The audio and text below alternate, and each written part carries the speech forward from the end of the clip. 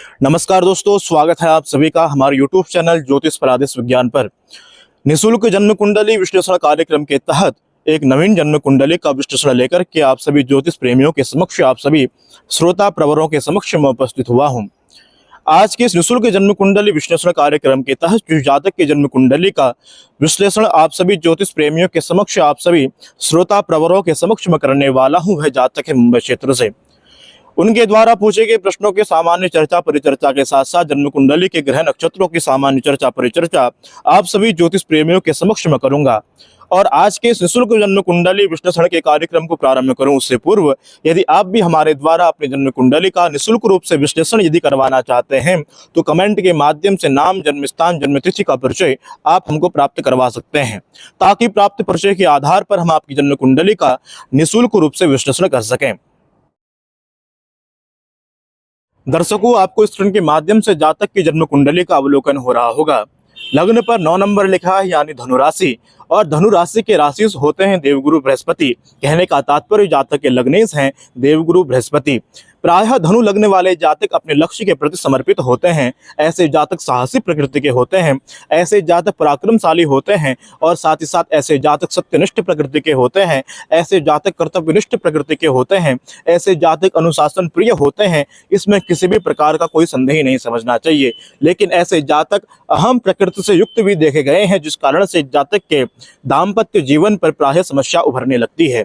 जन्म कुंडली के चतुर्थ स्थान पर मीन राशि के चंद्रमा विराजमान है, और मीन राशि के राशि अधिपति भी देवगुरु बृहस्पति होते हैं। प्रायः मीन राशि पर चंद्रमा के विराजमान होने से जातक की राशि है मीन राशि। प्रायः ऐसे जातक कर्तव्य अकर्तव्य, उचित अनुचित में निर्णय लेने में अस्थायी भाव का प्रदर्शन करने वाले होते हैं। निष्क्रामति, निर्विशेषित विदासता, ऐसे जातकों के विचार कल्पनाशील प्रकृति के होते हैं। इसमें भी किसी भी प्रकार का कोई संदेह नहीं समझना चाहिए।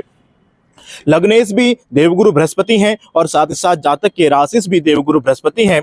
एतावदेव जन्म कुंडली को 50% बल यहाँ पर प्राप्त हो जाता है। कहने का तात्पर्य जातक की जन्म कुंडली सर्वश्रेष्ठ कुंडली है, इसमें किसी भी प्रकार का कोई संदेह नहीं। जन्म कुंडली के द्वितीय स्थान पर मंगल और शुक्र विराजमान है। एतावदेव जातक की वाणी कड़वी वाणी हो सकती है, जिस कारण से जातक के जीवन पर अनचाहे शत्रुओं का आगमन भी लगातार लगा रहता होगा। जन्म कुंडली के तृतीय स्थान पर अपनी ही राशि के शनि महाराज विराजमान है, और जन्म कुंडली के चतुर्थ स्थान पर चंद्रमा विराजमान है। जन्म कुंडली के षष्ठ स्थान पर राहु विराजमान है, जो कि वृषभ राशि के विराजमान है।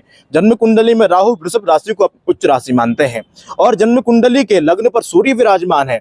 लग्न पर सूर्य के विराजमान होने से जातक पराक्रम युक्त होता है। ऐसे जातकों की लीडरशिप अत्यंत श्रेष्ठ होती है। ऐसे जातक कुशल नेतृत्व करता होते हैं। इसमें किसी भी प्रकार का कोई संदेह नहीं समझना चाहिए। ऐसे जातकों के जीवन पर प्रायः लगातार उन्नति के प्रति अग्रसरित होते रहते हैं। साथ ही साथ जन्म कुंडली के लग्न पर सूर्य के विराजमान होने से सूर्य को दिग्बल भी प्राप्त हो जाता है। लेकिन लग्न पर बैठे हुए सूर्य की सप्तम दृष्टि जन्म कुंडली के सप्तम स्थान पर पड़ती है, जिस कारण से जातक के वैवाहिक जीवन पर प्रायः असामंजस्यताएं देखी गई हैं। क्योंकि जन्म कुंडली के सप्तम स्थान पर सूर्य नीच के हो जाते हैं, तो लग्न पर सूर्य के विराजमान होने से सूर्य की नीच दृष्टि जन्म कुंडली के सप्तम स्थान पर पड़ती दिखाई पड़ती है। जन्म कुंडली के सप्तम स्थान पर देवगुरु बृहस्पति अकेले विराजमान है। पाराशर होराशास्त्र का सिद्धांत है कारको भावनाशय। जन्म कुंडली पर कारक क्षेत्र का ग्रह यदि अपने कारकत्व वाले क्षेत्र पर अकेले विराजमान होता है, तो हमारे शास्त्रकार कहते हैं कि वह ग्रह अपने भाव का नाश कर देता है। जन्म कुंडली के सप्तम स्थान से वैवाहिक क्षेत्र का विचार किया जाता है, तो निश्चितया ऐसे जातक के वैवाहिक जीवन पर असामंजस्यताएं देखी गई हैं। जातक को वैवाहिक जीवन पर, गृहस्थ जीवन पर प्रवेश करने से पूर्व अपनी जन्म कुंडली का मिलान अवश्य रूप से करवा लेना चाहिए।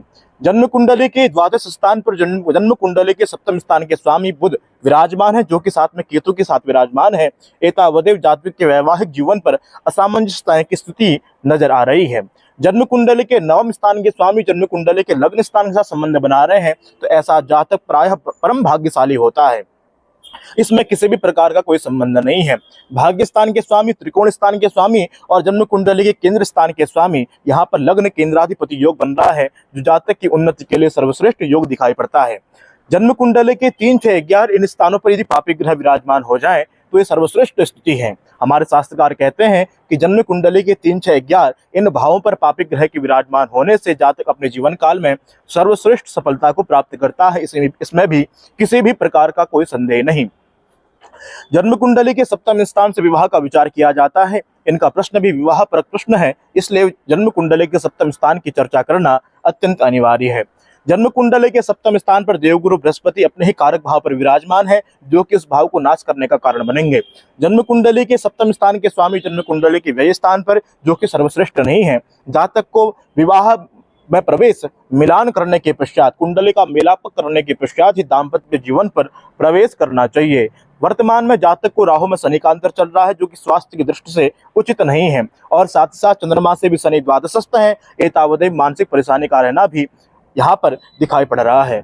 और साथ ही साथ वर्तमान समय में राहु में शनि का अंतर, जो कि सर्वश्रेष्ठ नहीं, 2025 में, दिसंबर 2025 में जातक को राहु में बुध का अंतर आएगा। उस समय पर जातक के जन्म कुंडली के आधार पर विवाह के सामान्य योग बनते दिखाई पड़ रहे हैं। इनका प्रश्न विवाह परक था कि जातक का विवाह कब होगा, एतावदेव इनके प्रश्न का समुचित उत्तर देने का प्रयास मेरे द्वारा किया गया है। यदि आपको हमारा विषय प्रियकर लगा तो हमारे YouTube चैनल ज्योतिष परादेश विज्ञान को सब्सक्राइब करना मत भूलिएगा। पुनः उपस्थित होंगे नए वीडियो के साथ, तब तक के लिए धन्यवाद।